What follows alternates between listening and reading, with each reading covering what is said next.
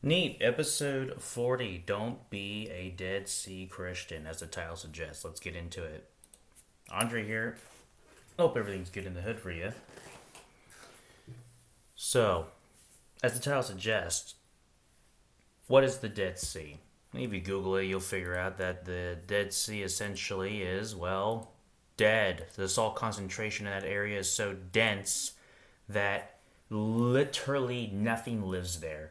I also believe it even goes so depth to say that even microorganisms, because the salt concentration is just so dense that nothing can live there. No fishes, no microorganisms. The other thing too is since it's so dense that you can literally float. You can float, like you just straight float on it. Like without even trying. It's a good place to learn how to swim. But it's also not only is it a good place to swim, it's also a good place to understand, well, why is it the Dead Sea? Yes, the salt, but why is it like that? And I believe the Dead Sea is actually, more importantly, symbolically, it symbolizes what a person can be. You may not know geographically or oh my goodness, ecosystem. Holy shnikes. I would probably edit that, but now you know I'm human. And one of the things you know about rivers is a dry riverbed is when there's no water, right? It's dry. There used to be water, now there's no water, like something happened, a dam, whatever. Then there's the Dead Sea, where it just keeps taking water. No raw water is going. See, what makes water clean is that it just keeps flowing, right? If it keeps flowing, not like the ocean, it's just there, it's just in purgatory. But water that has a current, it keeps floating. Generally speaking, it's fresh. You can drink from it. You can wash your clothes because it keeps going, right? It's not like it's not stuck in purgatory like a pool where you need chlorine to make sure it becomes a cesspool of bacteria.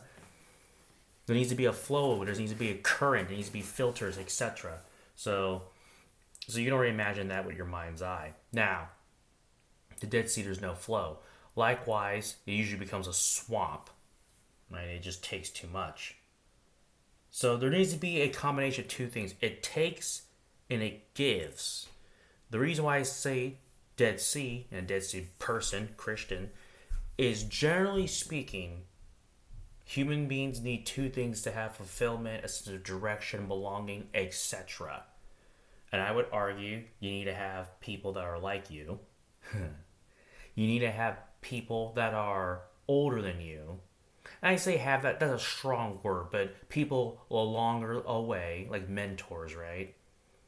Someone who is further along in life that you can, I won't say respect, but maybe you admire, there's something about them that warrants, hey, you have some wisdom I would like to extract from that. And I guess it doesn't have to be age. It could just be like any sense of I've been on the path longer. I mean, heck, the kid could be 8 years old and be a master musician, Like, I don't know. It's a possibility. Truth is truth, regardless whose mouth it comes out of. But in any event, so you have someone who's further along who can help you out, like a mentor. And then you have someone that you're mentoring, right? Service, helping others. So here's my point. Generally speaking, they already have data that shows what they call it helper's high. Yeah, you feel good about yourself when you help people. It's already been scientifically proven. Here's my point.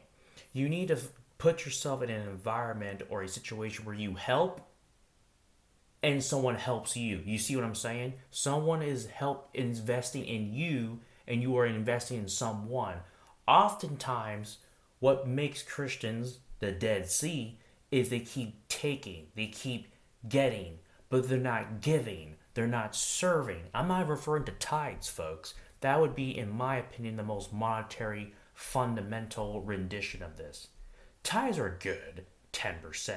Don't make. There's also, they have statistics showing that if you give tithes, um, people, their income increases. Like there's actually data that suggests that as well, contrary to popular belief. You would think if you give your money, you would lose it, but well, here you go. There's something to be said when the more you don't allow that to become a idol or a anchor, an issue, doesn't have a control over you, the more you get.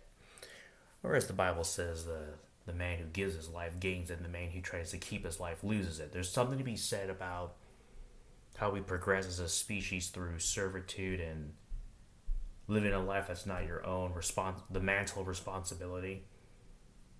It's ironic how, I already did talk on this about the comfort zone, but it's interesting to note that it seems like human beings are at their best when they are suffering, but for a worthwhile process or endeavor. What the heck is climbing Mount Everest, for God's sake? Like, you're climbing a freaking oversized rock and probably gonna die. And yet, human beings we humans just love doing it. There's something remarkable about saying that. I guess you can say it's like the JFK speech, right? Why go to the highest mountain? Why go to the moon? Why climb the highest mountain? Like, what's up with that? These are all kind of weird achievements. Like, if you say it out loud, they just sound kind of stupid, don't they? Why do any of that? Oh, if you say what you do like out loud in a third party perspective, you kind of realize just how weird it sounds. Like, okay, I want to throw a basketball. I want to throw this rubber ball down in a hoop and make many shots, or pass this ball to a guy who makes many shots, or get rebounds when people misses. And it's like you say it out loud, and it's like it sounds really stupid, and yet we have made that into a form of excellence. What's the one in Olympic sport where like you have to scoot this disc along and have to scrub the ice? I already forgot what it's called, but look it up. I didn't know that was a sport. I thought they were cleaning the ice straight up as a sport. Human beings have a tendency of having that spirit of excellence, and we love it. We watch it. Here's my point. If we're doing that with sports, then there must be, and it's very popular and a lot of money, then there must be something like that in our own lives. What's your sport? Because if you can't find that, then you're going to have a Dead Sea situation. You're going to be frustrated because let's say you don't care about sports. Well, what do you care about? What's that thing that you would do for free?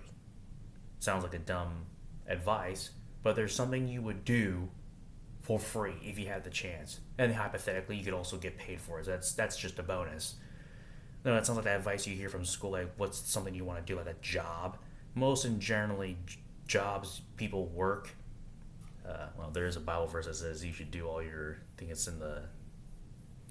I already forgot where it was. Let's see here. Yeah, Colossians chapter 3 verse 23. Whatever you do, work at it with all your heart as working for the Lord, not for human masters. So yeah, so we go down that tirade of my job sucks. Well, technically, it's not for you. Also, kind of like when you're praising or praying to God, right? You can say, well, I don't get anything out of it. It's like, well, it's not for you. It's as David said, I was doing it for the Lord when his wife was calling him out. Whole nother story. Look it up. Here's my point. I say all this to make this point, all those tangents. Being in the Dead Sea is pretty easy. We live in a day and age where you can just get all you want, and you can get all you can and can all you get. Help yourself and to hell with everybody else, essentially. And the irony of this is that we already have research that shows that people are most healthy, happy, and actually, in the beauty aspects, meaningful relationships, and serving. This is bizarre. This is literally contrary to what everything else is teaching you, which is help yourself and to hell with everybody else. And it's bizarre because it's the people who do the opposite of this that have the most benefit. So it's almost like a contrary to popular belief. It sounds bizarre, but there it is. Look it up on your own. Don't take my word for it. Here's my point. It is easy to be in the Dead Sea. It is easy to take. In fact, all the culture and apps and phones and whatever makes it pretty damn easy to help yourself. But it is that illusion, and I say deception of the enemy, that makes you believe I'm helping myself and this is a good idea, never realizing you're screwing yourself. I think the worst things you can ever do is cut yourself off from people for whatever reason. Now, granted, there are pretty good reasons, I'll be honest with you. But there needs to come a point where you're willing to sit down and recognize, okay, I only have so much time, so much energy. I can only say yes to so many things, so I have to say no. But the question is, why do you say yes? Why do you say no?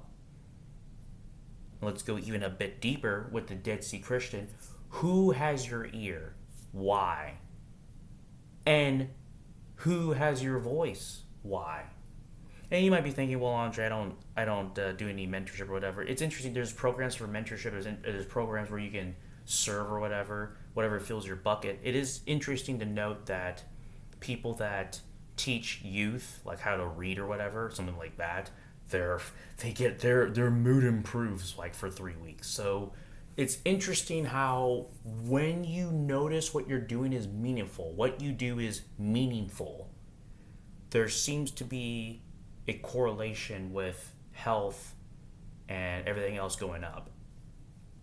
But then again, that's a perception of how you see it, which means it's correlated to your values, which also means that your mood essentially is on the basis of what you want. So what do you want? And here's a trick here. Here's the cheat code here. What do you want? Why do you want it? And do not want multiple things that conflict with each other. For example, you can say, I want to pray more, but I want to watch season 4 of Overlord because it's on Netflix. You want both. And unfortunately, the time you're watching Overlord and the time I'm not attacking somebody, the time you're watching that show and binge watching it's the same time you could have invested in the Bible.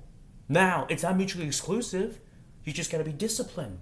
I'll watch one episode, read one chapter. Unfortunately, we live in a this or that mentality. It's either this or that. It's either left or right. And to be fair, a lot of things are yes or no. But not everything needs to be mutually exclusive. There are some things that are mutually exclusive, but not everything. And unfortunately, when we have that mentality, we make decisions that are quite extreme, thinking it's progress. When in reality, you're not really making progress because you're sabotaging the progress you had for the progress you think you're gaining. And it just becomes a zero-sum game, or I would say a stale, I don't know what the word is. It defaults on itself. You're not gaining ground because you lost the ground you gained for the ground you think you're going to get. And you just keep making square zero. I remember someone told me they did Uber or whatever, right? They're driving around, doing all that stuff. It's kind of weird hearing that. Uber. There's another one. There's I forget all those car apps. Whatever. You get a car person, taxi. And a guy was telling me, if I didn't do my accounting or finances like a business owner, I literally would have broke even. Like if I didn't write down all my business expenses and all that stuff, it's like, it's funny. You could have the illusion of you're making money until you get your taxes and you have to fix your car. And he does the math. He's like, if I didn't do my taxes, I probably would be in the red, unbeknownst to me. And sometimes if you don't see it, you don't really feel it. You feel it, but you don't see it. And you can just basically bamboozle yourself. And that works both ways, right? Sometimes you can think, I'm not making any progress, but you are. But sometimes you have to see progress. You cannot feel it. When you see it, it's like, oh, okay, well, proof's in the pudding. There it is. Hey, I'm not losing 1 million pounds, but I'm not fat. I think I'm like 100 and... I keep making these weight jokes. I guess it's because they're relatable. Number one death in America is heart disease, but that's a whole other topic I want to do. So, with that, Dead Sea Christian. The secret to not be the Dead Sea like it is in nature, but also for our own personal lives, is you need to have someone who feeds you, and then you need to have someone that you feed. And that's a pretty good reason to wake up in this morning. Someone who cares about you, and somebody you care about. In fact, research shows that if you just have a plant, if you have a dog, if you have a person, that's probably better, more intellectually stimulating, hopefully. But if you have a plant or a dog, even a freaking goldfish at your house, if you walk a dog, it says your health. I don't know about your finances because you got to pay for the damn thing, but that your health would increase. Your body recovery rate when you get injured and your sickness rate decreases because you get sick a lot less and your health increases and everything else because when you're walking a dog, you're outside, going back home and knowing that something needs you. There's something about your brain knowing that this creature, this person, my kids, whatever, need me. That's not definitive. You're still going to have issues, irregardless. But it is something to think about that it makes your body stronger. Now, unfortunately, I can't enforce that.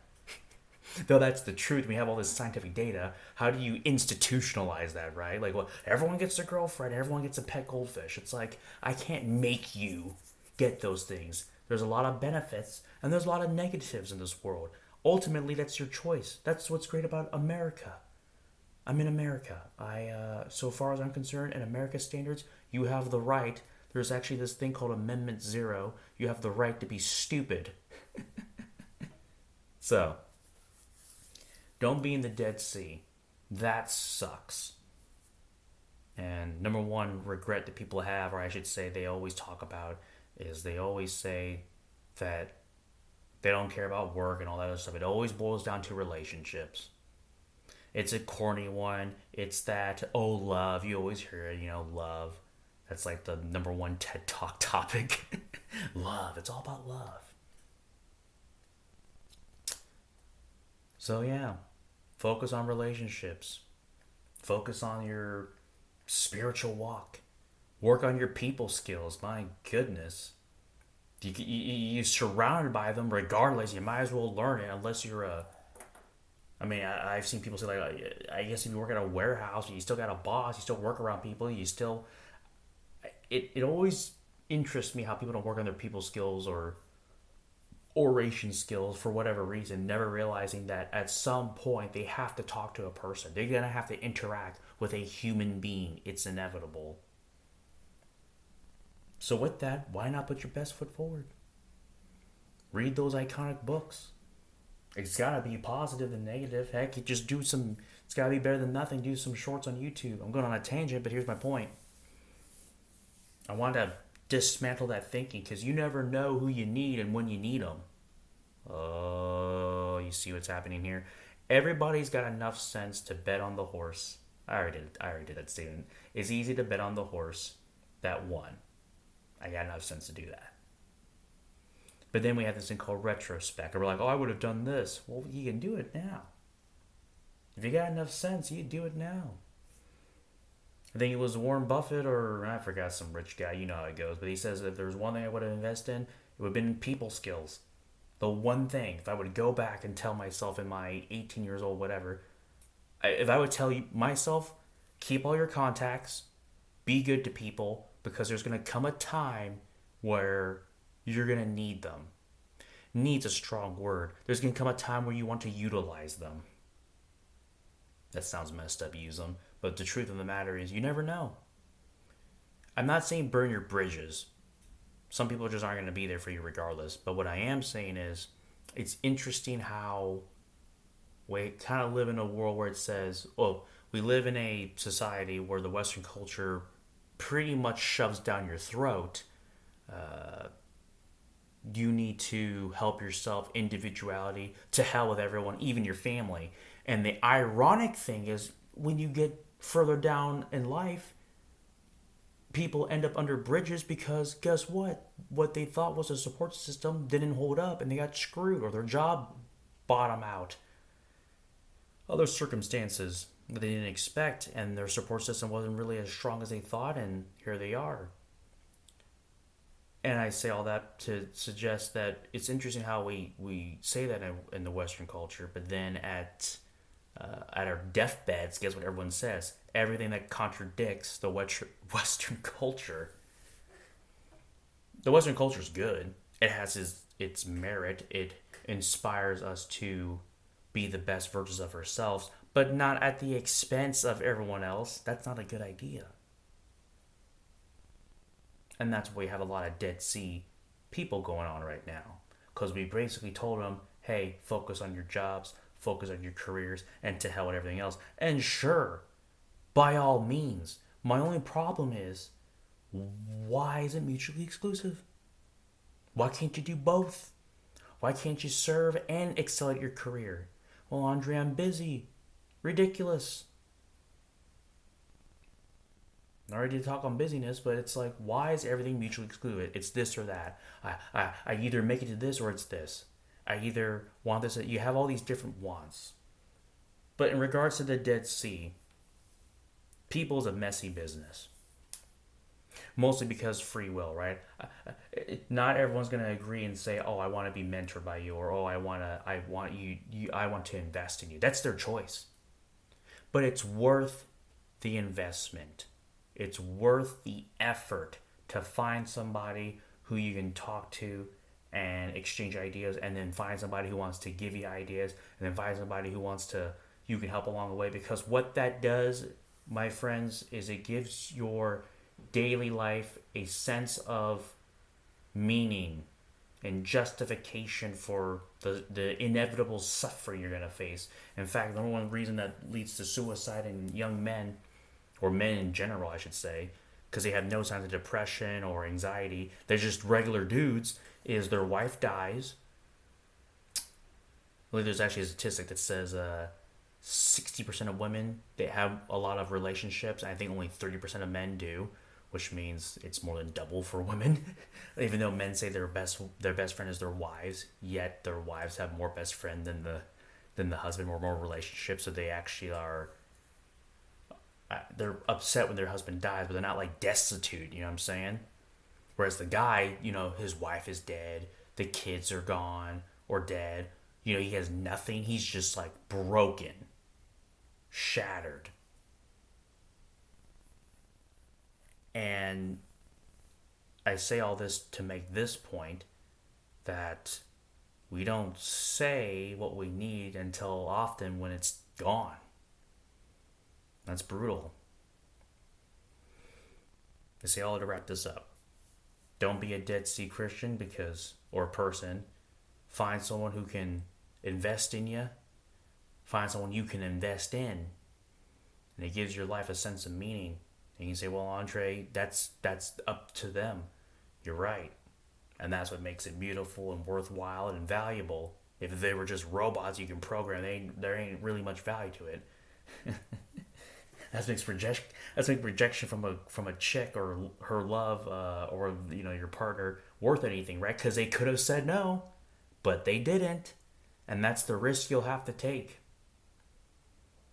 They'll give the say no, but if they say yes, that means something. There's some depth to it now.